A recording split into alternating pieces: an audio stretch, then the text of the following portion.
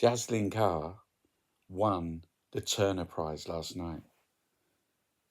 Main news on the BBC this morning. Art showcasing Scottish Sikh community wins the Turner Prize. I went to see it the other day. And this is the BBC report. It says, well, first of all, Jasleen made the most extraordinary, compassionate, incredible speech about Gaza, about Palestine. And it's not even, they don't even mention it. Talked about solidarity and solidarity in action and what that means. Witnessing the murder, the genocide of women and children every single day.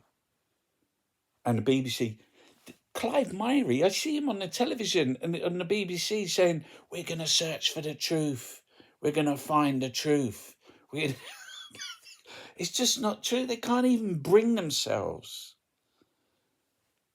to describe the art that they're just... As you walk through, there's a big Axminster carpet lying on the floor. There's no mention of this in this report, in this BBC News report. There's two extraordinary photographs on the floor. They're on the floor. And one of them is a photograph. Look, I'll show it to you. One of them is a photograph of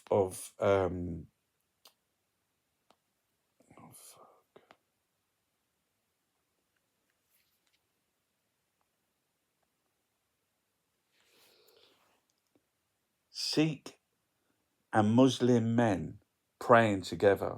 Muslims on their knees with their skull caps on, and the Sikhs behind them with their turbans.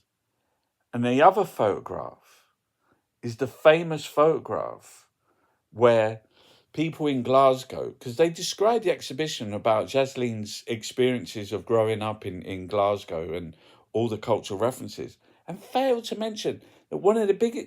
There's an immigration van, and the people of Glasgow came out and surrounded it and chanted, "Let our neighbours go."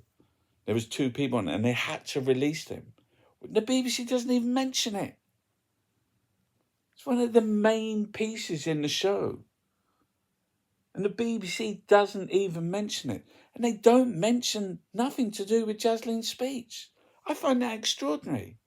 That is a complete erasure of art.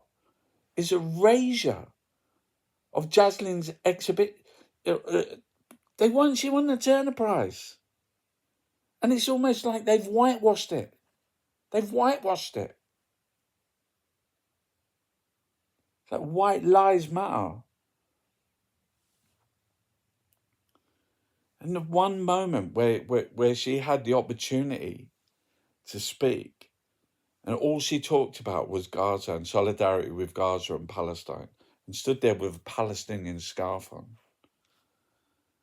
And I can't even remember what the BBC reporter said. Oh, they're her own personal views as it was filmed live. But there's no mention of it in the report. I think that's extraordinary.